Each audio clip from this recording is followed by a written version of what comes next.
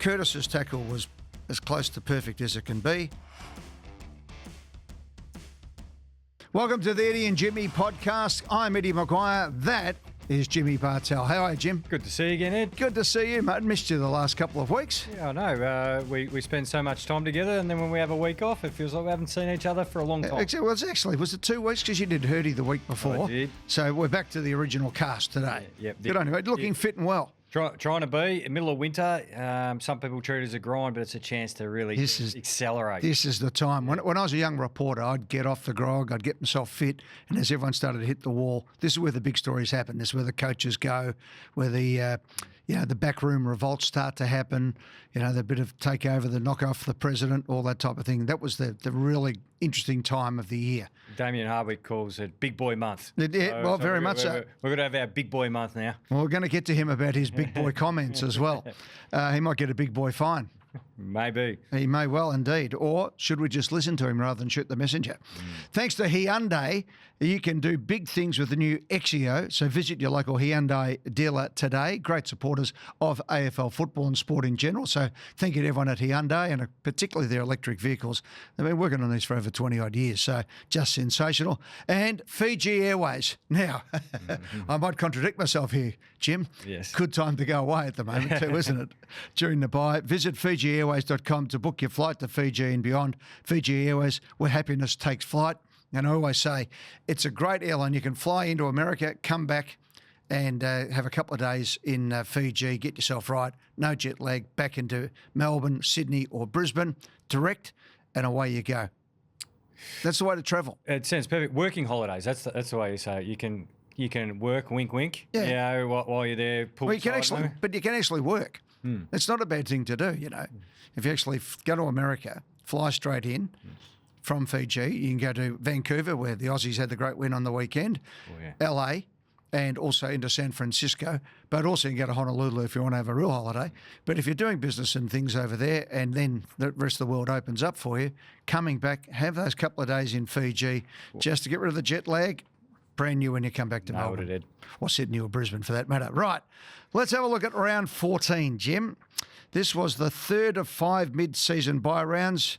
Do you feel starved of footy, or is this a nice way of elegantly doing things so that we can actually stretch the season out and make sure that all the TV responsibilities are taken care of? A couple of questions there. No, I don't feel starved of football, but I don't think it's elegant either.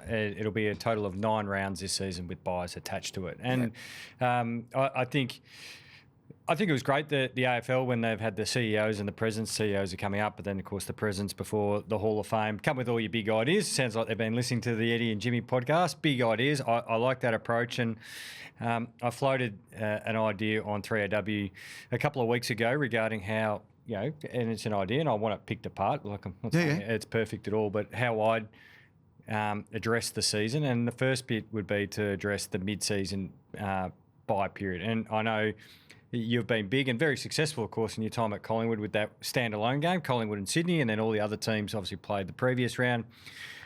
My thinking is that if it's one game, okay, but if you were to do it a complete league-wide bye, that I think that you can make it a festival of football. And you look at how great gather round's been, where obviously, and the way we can celebrate football. And football is bigger than just AFL men's football. Now, the reason I say that is now we've got AFLW that's thriving, we've got VFL football, SANFLW, Western Australian football around the country. We've got the VAFA, who played, the SAFA, hopefully you got that right, the South Australian Amateur Football League.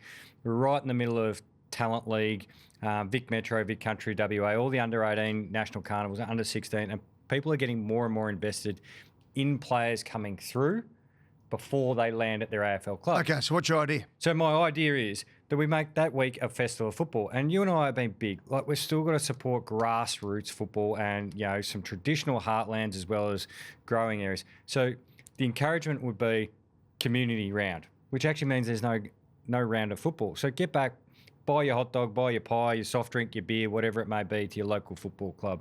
Can we put Australia versus Ireland in the AFLW on at Marvel Stadium? Can we have a Vic Country versus Vic Metro at Marvel Stadium? Let's see the best Yeah, just picked those two. Yeah. Could be South Australia. Let's see the best of the best there. Like, let's have an actual festival of football, because I know, the top filters down. We know that drives money, but would we be that worse off if we didn't have an AFL game for one weekend? Yeah. It affects the TV. Yeah, I know. I'm giving you the answer. So I'll take a breath. I like what you're saying. I'll have a sip of my coffee and listen. I like what you're saying. So I've had a similar idea to that I had pushed up for a while, Jim. So I'm coming back to your idea. Yeah. That's where it should have been when we put the bye. If we put the bye back before, say, preliminary final or grand final week, you play all your community grand finals. Get all that away. Get the VFL grand final away. Get all your local finals play. You can play the VFL grand final on the Saturday. Yep. Have all the local grand finals on the Sunday, and turn it into something huge there. That's a way to go. So, yeah, I agree with you. The reason why the Collingwood-Sydney game just it was so successful that the rest of the AFL had to drag it down. That's what always happens. So they had the year before where there was no AFL on, and it was pretty much a disaster. Okay, because what happens is the media go nuts. The media go nuts about the bye before the finals, Jim. So, it's all very well saying that, but all the shows that are predicated off the football, they love having continuity. And that's why it was brought in to have these staggered buys. Now, I agree with you. The buys at the start of the year are just totally ridiculous, and they're gone. Right, so they're done. Got them off the table finally.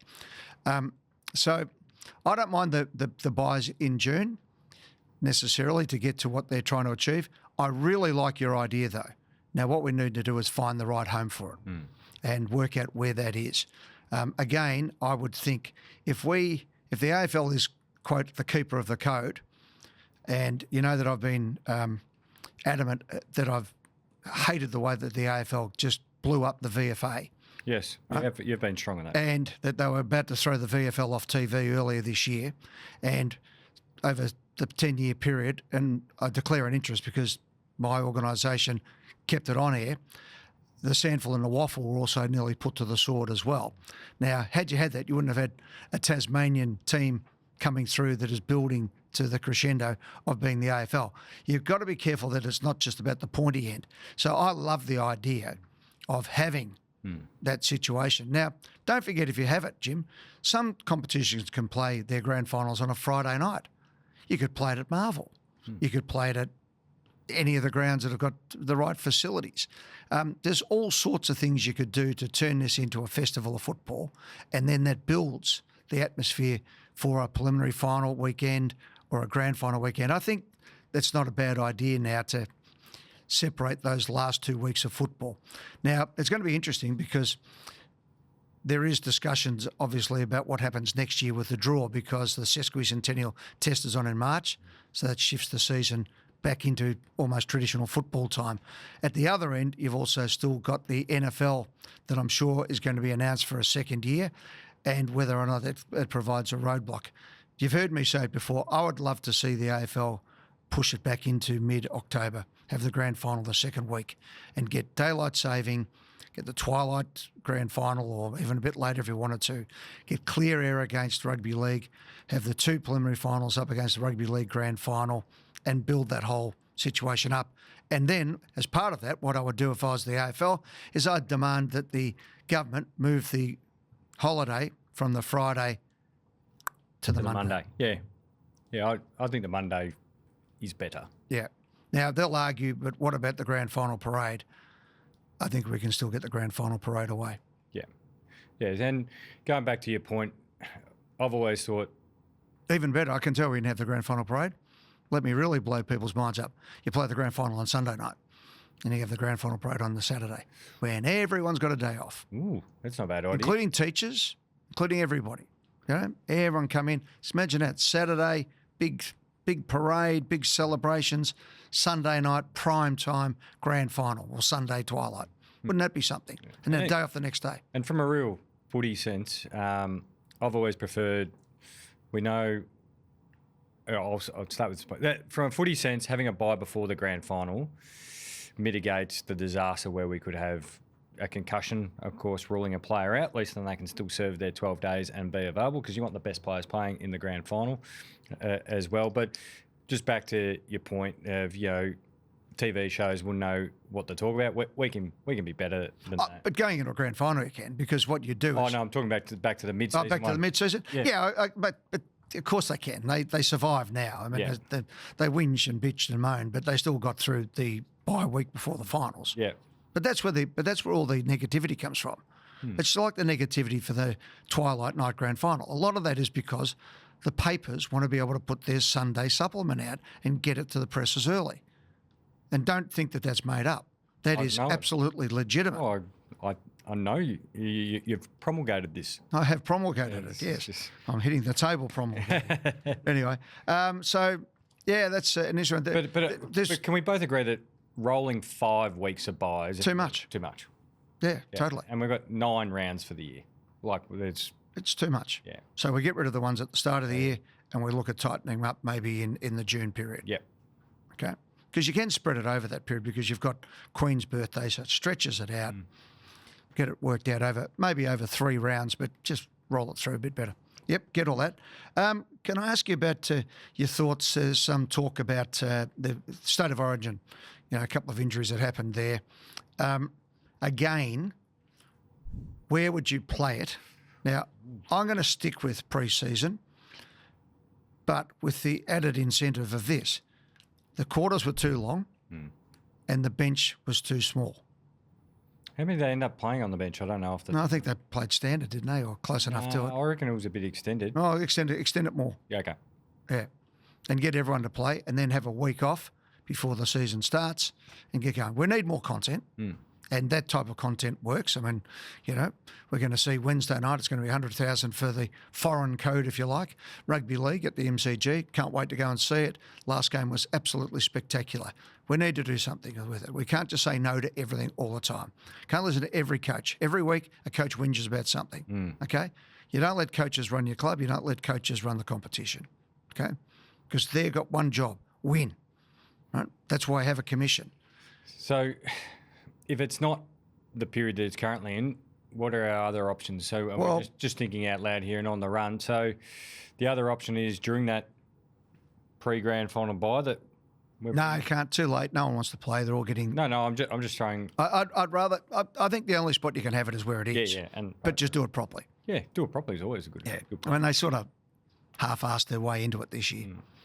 Do it properly. Set it up. Let everybody know what's happening. Play a full carnival. Give Western Australia that opportunity. Could be fantastic. Play it over 2 weekends. And don't forget, at that time of the year, it doesn't have to be Saturday to Saturday. It can be Tuesday to Tuesday if you want to. Yep. And you can do whatever you like. You're the AFL. You own it. It'd be still good if they just named sides as well. So what I'm saying is just say it's Victoria versus Western Australia. I'd like them to still name a South Australian side and like the All-Australian team, yeah. Extended that ridiculous notion where we have 50 and then it's divided or it's cut down and all that sort of stuff. Have the state teams. You're the best player in your state. And honour them. Yeah, totally. That'd be fantastic. Still my idea that I've said on here a few times, and I think it'd make amazing content. And you love content. I love content. And this is one for your Jam TV crew out the back. And I think the AFL could do something incredible. And if it's a good idea, don't say it out loud, okay? I clearly ripped this idea off watching the NFL Hall of Fame.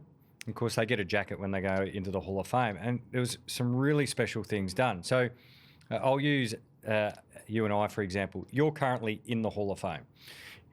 I'm about to go in. But what they do is they interview you, they put all the package together, and part of the package going together is you find me, whether at work or on the golf course or wherever, and you're the one who goes, Jimmy, welcome to the Hall of Fame. Yeah. And you get some unbelievable content, and then you get to actually see on different websites how good the players were. But I think what we can do really cool is around the All-Australian. Yes. And, Wayne Carey, Rashudo, all these guys who have had like 8 All-Australians and 7 All-Australians and whatever. You don't have to give them 7 or 8 jackets, but just give them an All-Australian jacket. That jacket is really special. So when I was an All-Australian, it's made out of the base of what this football's on. Yep, hold it up. Yep. It was a plastic plaque. Now, I'm not saying that diminishes the feeling of being an All-Australian. You ever got a jacket? No jacket. Oh, well, you have to have a jacket. But I reckon a lot of past players. And what you could do is actually you could almost like a pass it on sort of thing, and you could create an amazing amount of content for the AFL website. You don't have to go far. You go back to the old school blazer. That's what I mean. Where Like you the get the honour blazer, and and if you're an All-Australian and you've got 2010, 11, 12, 13, like you don't have to a give them, Dangerfield or a Pendlebury or somebody like that. they- I mean, it's fantastic. Yeah, you don't have to give them like 5 and 6 of them, but just give them one. But then it'd be so cool to then pass it on, and then you could find some great connection pieces. But you got to keep your own. I wouldn't. No, I don't mean pass it on. I mean like as in, so now I've been presented it. Yeah, now then you present the next You one, like present- the Masters. Yeah, correct. Yeah. And I reckon Totally. fantastic amount of content. There are all those things. And see, I one of my pet hates at the moment, and this is probably a bit rich coming from me, is having the same people all the time doing the same things. So when Kane Corns decided to not continue as a All-Australian selector because he had his business with the gaming companies, which I've got no problem about. That's what he's there. He's a professional broadcaster. That's his job, make your money. But there are so many great people in the game who aren't involved these days, who have decided to go on to other things in life. And, just because they're not 35 doesn't mean they're washed up either. Go get the key people. Get a nice balance of people. Get a Mick Malthouse still involved in it, and somebody from each generation who can actually pick it, who would love to fly around the country and watch games, and that's their job.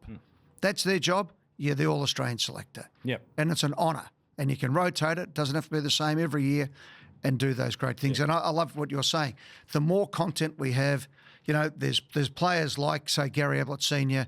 and Wayne Carey, who may not ever become legends of the game because of issues they had off the ground, but it doesn't mean they have to be completely banished from the game forever. The game has to bring people back. And I think, some of those legends who would have, 6, 7, 8 All-Australian jumpers and blazers, like they could be the feature piece of, say, this year's All-Australian. So, and then they come up on stage and get their All-Australian blazer.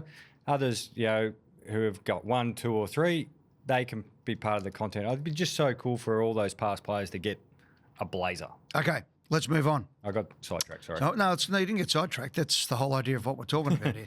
All right, we've got here, our next topic says, the round was kickstarted by Jordan Dawson, who in the first quarter on Thursday night had the third highest rated quarter of any player on record.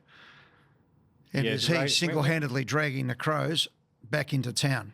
I think ratings go back to like those sort of ratings 2005 maybe, because like obviously there'd be some great, but incredible quarter. And I was there live at the game. He was everywhere. He was exceptional. He was marking the footy, clearance, setting up teammates. He's got an absolute weapon of a left foot. And I think we spoke about this.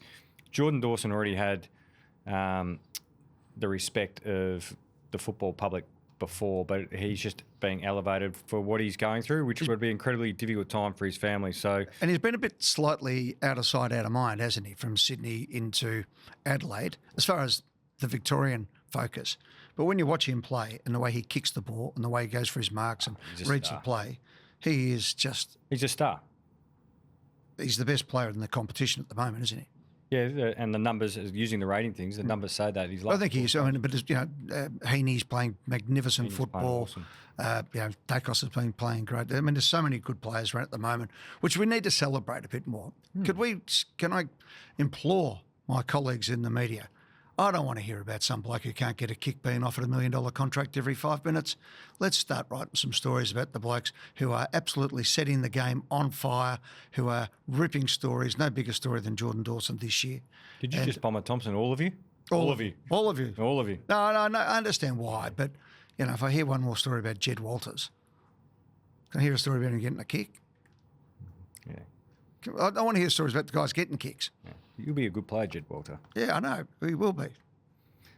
I'll be a good player too if they're offering me $1 million a year to get average of 4 kicks in a game. Or whatever he'll be all right. Jeez. I could come back. I could come back now. He'll be all right. If you stand in the one spot, the ball will hit you in the head 4 times. Stop you don't even have to move. Stop it. If you stand on the logo, right at the 50, if you just stand there, the ball will hit you on the head 15 times a game without even moving. Stop. What do you mean? Yeah.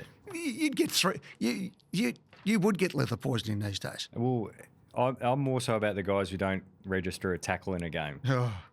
With everyone moving around, actually someone will run into you. Especially an umpire. Yeah, hey, they're getting a little bit cranky with the umpire contact. Yeah, well, I'll come back to that in our deep heat segment. Okay. Right, where we get to rub it in. Yeah, right. Okay? I like it. It is our segment when we say, told you I was right. Okay, and I think I could. We'll get to that in a few moments' time. But I want to talk to that and also bring in Damien Hardwick's comments about the umpiring and a bit of the free hit that everyone's having. Right. So while we're pumping up players, yes, Liam Flying Ryan. His last 2 weeks have been so fun to watch. He's actually been very good all year for the Saints, but his last 2 weeks have been exceptional. Is that better? I love watching him play. Yeah. I haven't quite got over 2018 yet, but he would have been. He's always a nightmare to play on. But yesterday against the Giants, if you're playing against him, you go, all right, I'll play back shoulder so he doesn't get out the back. So he leads up on me. All right, I'll play him a bit closer. Okay, he takes an overhead mark. Okay, let's follow him in. He goes for the hanger, and as the ball hits the ground, he's already bounced back and snapped it from 40. You'd be going, I think I'm running out of things to do here. He's getting me every single which way. He's just in red hot. You know what I love about that? He's a playmaker. And I think the game has to get back to protecting playmakers. The rules have somehow got to it. Lee Matthews was saying this the other day, so I'm following in behind Lee, so I'm in safe ground. You're very safe ground there. Yeah, although they don't listen to him. Another bloke who should be straight on the AFL Commission, regardless of age or anything else, just put him there. Or at least consult with him, certainly on football matters. But, Liam Ryan and the whole idea of a playmaker doing exactly what you said, not about how do we stop him. Yeah, that's the defender's job, but the game shouldn't stop him. Let him play. Let him be able to play. So we mentioned on Footy Classified last week the 2 times the week before he was pushed in the back and got 1 free kick and didn't get another. Whereas Tex got a week, deservedly so, I believe, but he got a week and Wicks at Sydney didn't. So let's get the emphasis back on looking after the player, making the play, including the bloke going in for the ball. Yep. So then what do you think? I know it's a pivot, but it's Paul Curtis cops a 3-week suspension for a dangerous tackle on West Coast Hamish Davis. He was injured pretty badly there, Hamish Davis. Fair whack. I probably think North Melbourne might fire up the pie warmer and get the tribunal out. Oh, I think they have to. I don't think there's... Again, I'm very much, the ball player, but in that situation, I thought the tackle was just about right. Was it... I'll use tribunal terms. Was it unreasonable in the circumstance? No, there was nothing else he could do. Did he show a duty of care? They're just the line. I know he tackled, but at full pelt, he didn't know whether he had the ball. They're saying you have to try and twist. Well, it's a bit hard. You're not an acrobat in mid-air. You're trying to grab hold of somebody who's pretty tough and going, and also left the ground as well, which meant if your feet leave the ground, there's only one, gravity will only tell you you're going one way, eventually downwards. Could he have twisted him? Don't know. Would it have made any difference? Probably not. We saw that with the week before with Myercheck. If you're heading that way with the momentum, you're going to hit the ground. I can only say that the only thing that could have stopped that happening is if you ban tackling or if you ban pinning both arms. But that's not a tackle. Well, yeah, they actually asked the players to release an arm. So what actually the person who prosecutes the case for the tribunal, they often ask for things that are literally impossible in a split second. Hey, you run flat out, ball going everywhere. Can you do this while you're at it? Come on. So the other thing, we've mentioned this before that no one takes into consideration, is the grounds are so good these days. In the old days, you would have got up with a mud in his mouthful of mud. Yeah. Or at least soft the ground. So maybe, I don't know, do we need to water the grounds more? Yeah. Do we need to soften the grounds up? And I have to... Do we? No. Well, I have to put this in, Ed, because you know how people get... We're not blaming Hamish Davis or anything like that. Go on past that. No. Yeah, we're gone You've past got to that. say, it's like a disclaimer. No, just discuss it. Hamish Davis' problem. No, but people it's got do nothing that. To do with it. As soon as you make a case for the person who gets suspended, they go, "Oh, you're victim blaming." Well, we're not buying it, so don't worry. I mean, Hamish Davis did everything right, and he had an unfortunate head clash with the ground, and there's nothing he could do about it. He did everything right.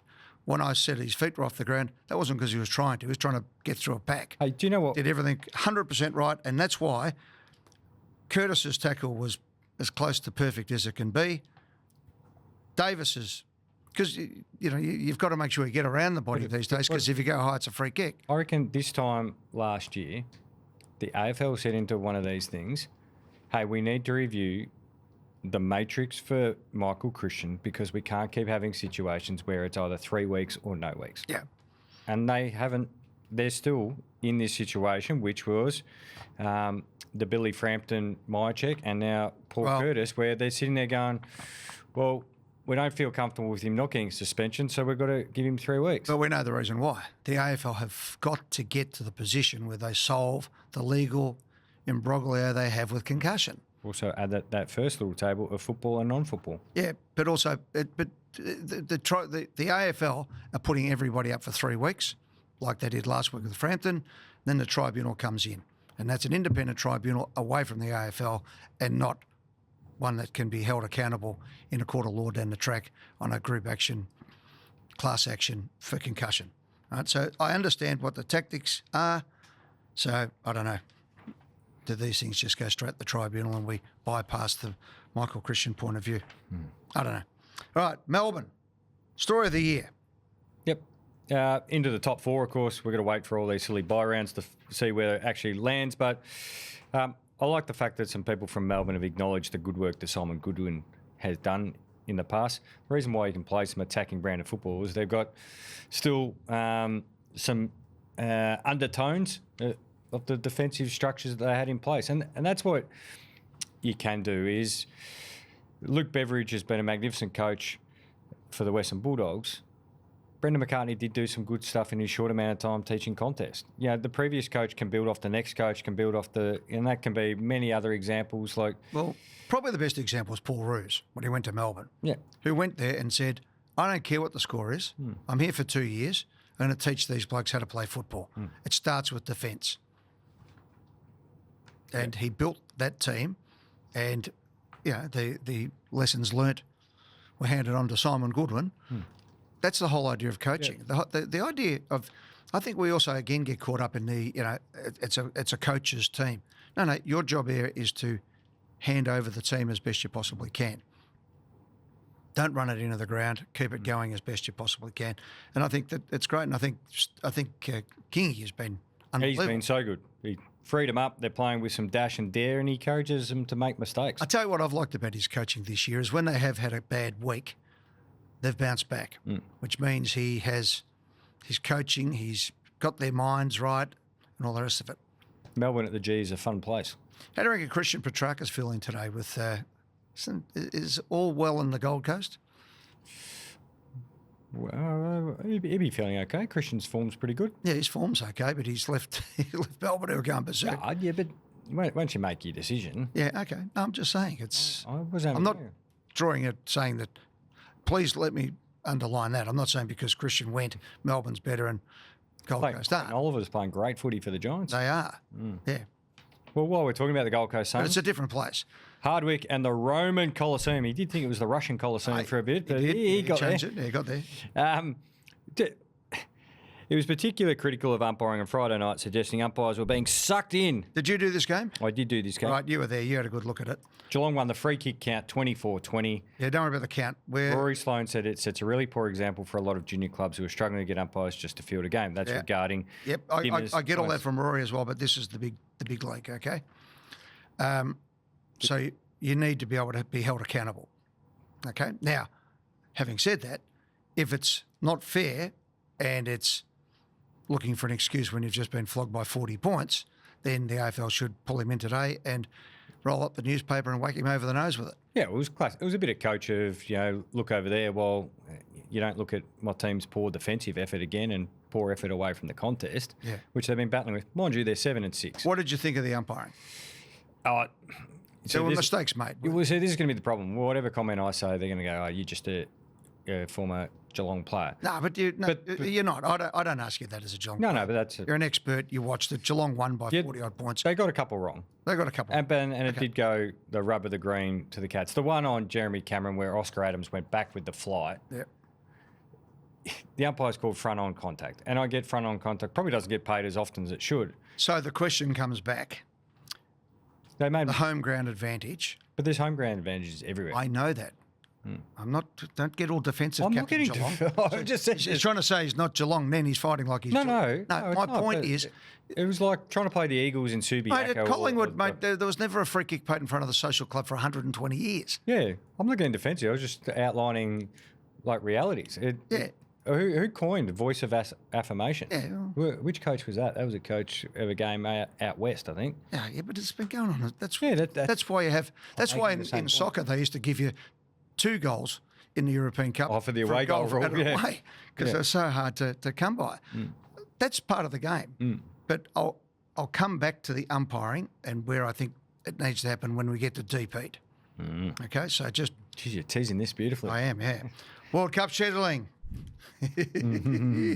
Right. I love Toby Green's comments. I wouldn't be watching us play when they were taking on the Saints. Maybe not so helpful, Tobes, but It was 100%. but you know what? I always laugh at this, that as if Toby Green saying anything one way or the other is going to make me change my mind about what I'm watching, sitting on the couch on a Sunday afternoon when you've got the NBA final, which is an historic win by the Knicks. You've got the Socceroos playing at 2:30 and you've got the footy on. There is a thing also called a record button these days. I don't know. Have we... Do you remember when you used to have to do it with a cassette and you'd have to hold? Oh, yeah. Yeah, you do the 2 to record, Yeah, all that. make your mixtapes. There's catch-up, there's shows, there's minis, there's all sorts of different things. Or you can do what a lot of people do, and that is have 2 screens going at once. You can do all that sort of thing these days. we just want But one. can I just say this?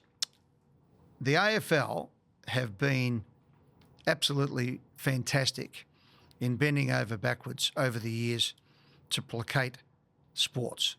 The AFL moved its entire season in 2000 for the Sydney Olympics, moved it forward by a month. Okay? They have been wonderful partners with the NFL in relation to what's coming up in September with the NFL coming to the MCG. They're going to have a sit and watch on how that works because the next year, 2027, they are moving again for the sesquicentennial test at the MCG and possibly a movement in September and October around the final series. But I think the AFL are well within their rights to say, oi, soccer's the world game, rugby's the game they play in heaven, but AFL's the game we play here. Yeah. And 17,000 for that game wasn't bad. Now, let me go another step. Had I been sitting in there doing the fixturing and the draw, I would have played the St Kilda game Sunday night. Yep. Yeah, I think it just speaks to, like, it's been a disaster, the fixture this year. You need to have the game on Sunday afternoon going into the news. Yeah. Okay, that's so important. That's why Channel 7 pay all the money so it's on free to air. So The 3 o'clock game. one of them needs to be a 3 o'clock game and the other one, Yeah. I mean, it's pretty simple. And especially during the bye round, you don't have as many games to fit in. Exactly. But my point is what I said a bit earlier about maybe even moving the grand final. Get free air. Get fresh air. Get your own spot. Yeah, I just think... the game's only played where it's played still, Jim, because of what happened in the 1890s. We don't play it at the grand final not only because they didn't have lights. We play every other game.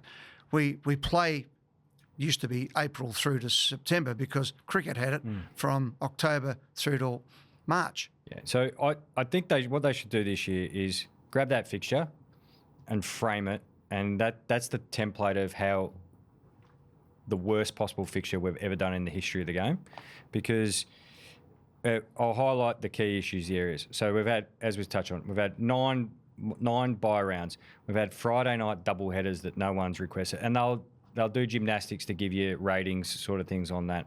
We've also had 2 South Australian teams, as an example, on the same bye when you couldn't have one actually on one bye and then have a live game into South Australia. And there's other examples of that from different states as well. We've got multiple teams doubling up already against teams before they've even played some other teams the first time. So, They've Jim, got- if you played hang on. everybody once and Yeah. then had your exotics, Yeah, it so would work.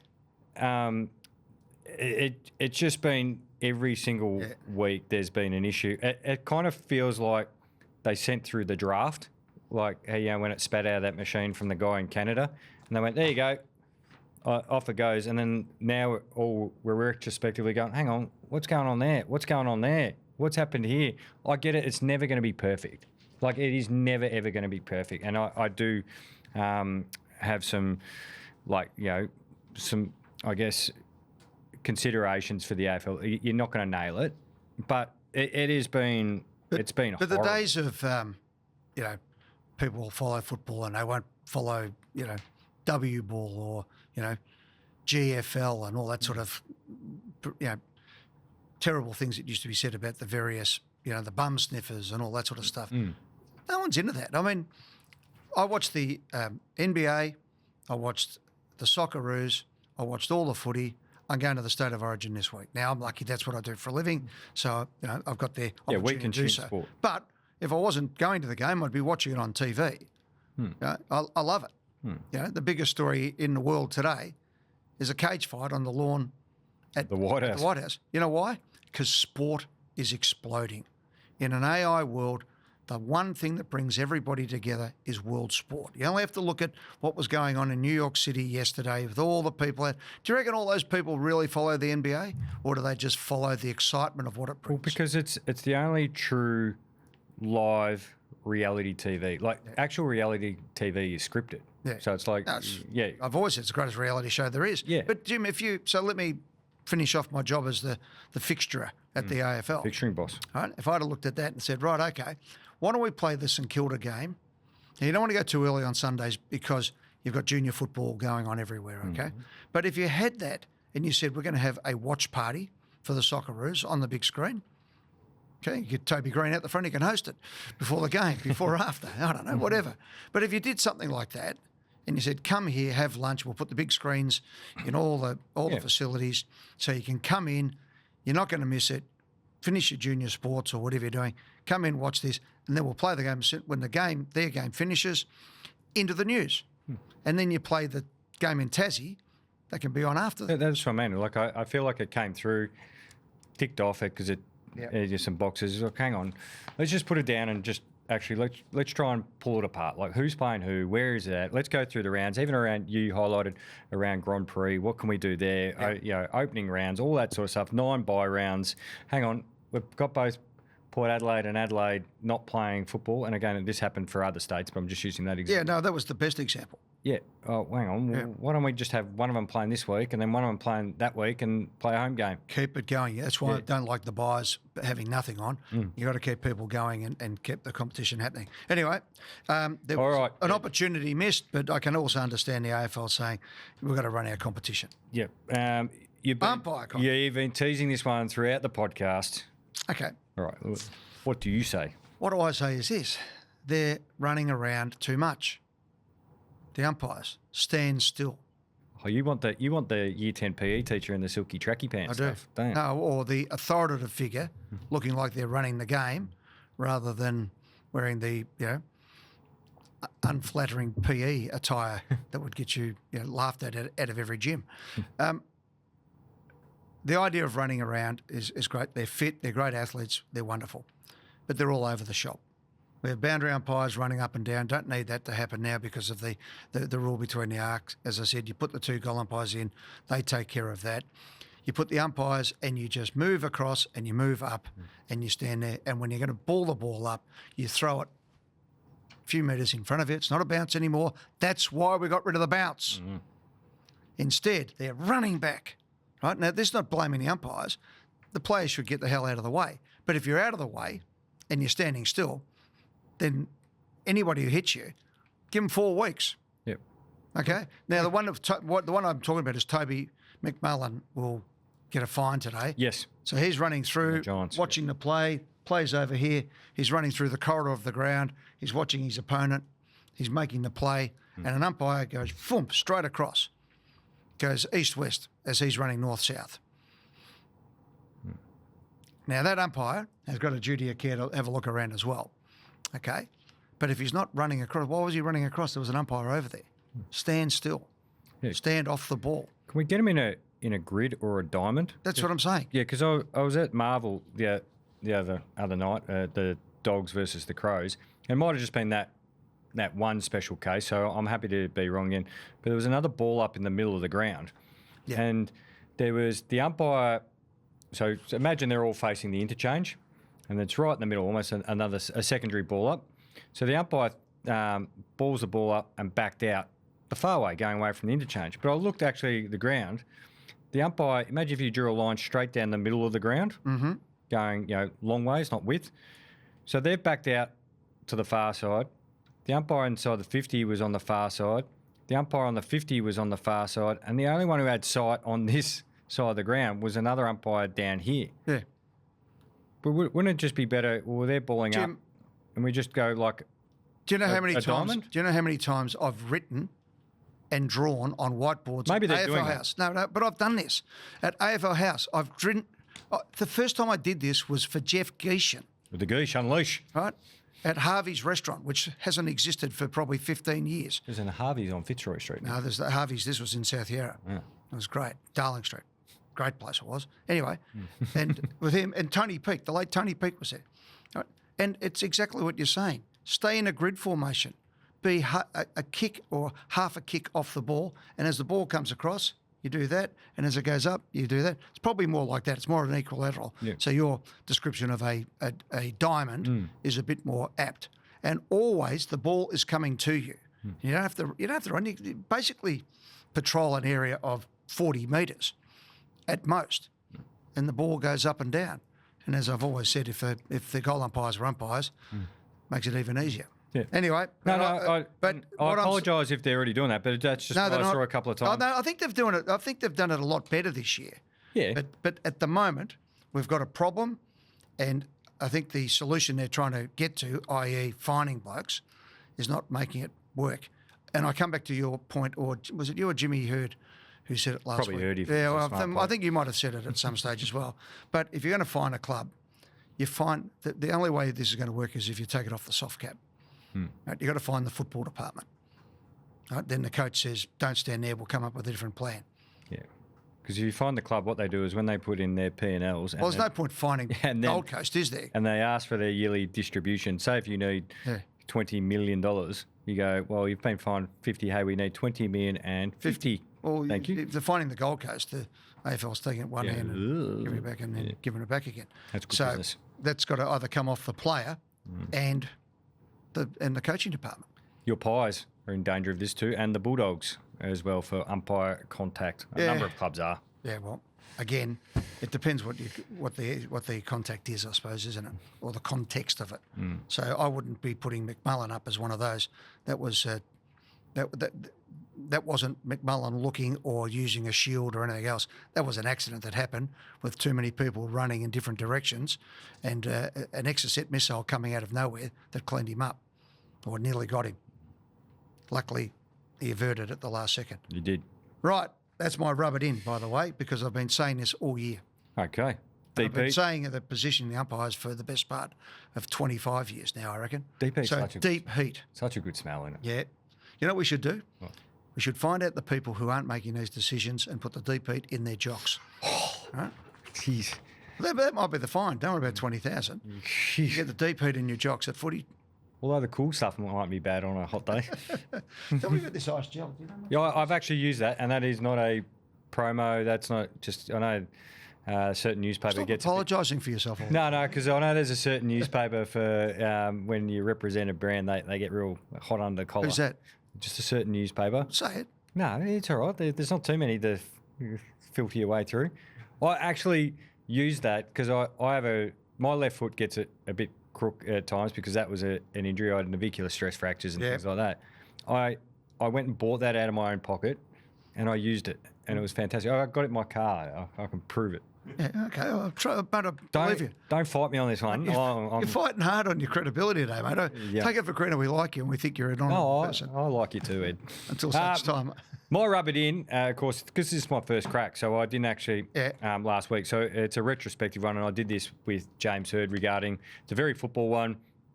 we said the Western Bulldogs, and we already highlighted him. Jordan Dawson, he was best on ground against the Cats, and he can hit the scoreboard and things like that. And I know teams go, we don't run a tag and things like that. But you've got to actually pay him some respect. And their plan, and the Bomp was very good post-game. Sometimes you have plans and players just break them. But I don't think they sorted through enough plans for Jordan Dawson. He absolutely tore the Dogs apart. You want to have plan A, B and C for Jordan Dawson. Correct. So rub it in. Yep. Deep heat, extra strength, feel it work, always read the label and follow the directions for use.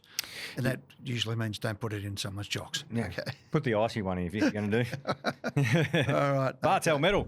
Right, the Bartel Medal. Jamal has gone Jordan Dawson, Cozzy Pickett, Will Ashcroft. They're pretty good Good votes. goal from Will Ashcroft, wasn't it? Oh, he kicks one a year, I reckon. Yeah.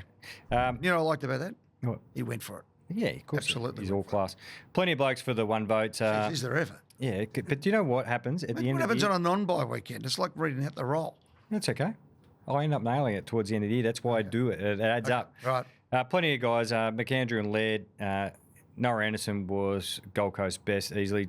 Jack Darling. Love Jack Darling's play against his old team. He was fantastic. He got him going. He won the game for him. Jeremy Cameron and Ollie Dempsey. The big Silver was back in form. Larky. Job Shanahan, I love as a footballer. Waterman still gets votes. Oh, no. He's playing some really good football. No, can't have that. All right, well... No, mate, he cost them the game. He didn't. They wouldn't have been... Well, I know, but I'll it argue doesn't on matter. You wouldn't have been an opportunity to win if it wasn't for his game. Yes. So I'll take his 3-3. As Shakespeare wrote, there is a tide in the affairs of men which, taken at the flood, leads on to fortune, omitted all the voyage of their lives, left wallowing in shallows and miseries. I'll shorten it. His moment came. He hit the post. Bad luck. He missed it. Zach Taylor played a very good game on Bailey Dale. Smith and Holmes are good. Gawn, Heaney, the Chad, Wilmot, Taranto, Jasper Elgar, young Tiger. They found one, banged home some goals. Naz, Little Binger, Shorty Daniels, and Aaron Cadman. He's a good player, isn't he? But my 3 votes. He's a bloke you should be given $1 million a year to. Yes. You'll love this name. I know you're number 1 ticket holder, Sam Berry. Sammy Berry. Geez, he little brick shit house he is. Isn't he good? Yeah, he's a good player. Flying Ryan, of course. Cozzy, Sheasel, Will Ashcroft, and a special 4 voter this week. Oh, I did. Jordan Dawson. You're giving him 4 votes. Mate. It's not Sun Score. Did you remember Sun Score? No, hang on. I'll quote someone a little bit earlier in the show. You know you can record things these days. And you can watch minis and things like that. Go watch the mini, go record the game, and then come back to me and tell me he didn't deserve 4 votes. I agree with you, yeah. So our leaderboard looks like this. 25 to the Bont, 24 to Nick. Dacos, of course, had the bye. Cozzy on 19, Henny on 15, and Jordan Dawson on 15. Well, there's 5 ripping players at the moment. They are worth the price of admission every All of week to go to the footy. Hey, I think the footy's been good. It has been good. It's been really good. Yep. We had some close results, some nail biters. Some couple of teams, plenty of talking points. That's it. Imagine if they just put us in and we could sort everything out in a couple of weeks, and how much better it would be. Everyone's got an opinion, and that's why we love it here. And if you've got one, send us an email to Eddie and Jimmy at taptmedia.com.au. Follow us on Instagram. Just search for Eddie and Jimmy, and we'll catch you on Wednesday and Thursday with your emails. Thanks to our great friends at Hyundai. Thanks to our great friends at Fiji Airways. And don't forget, the mighty Deep Heat.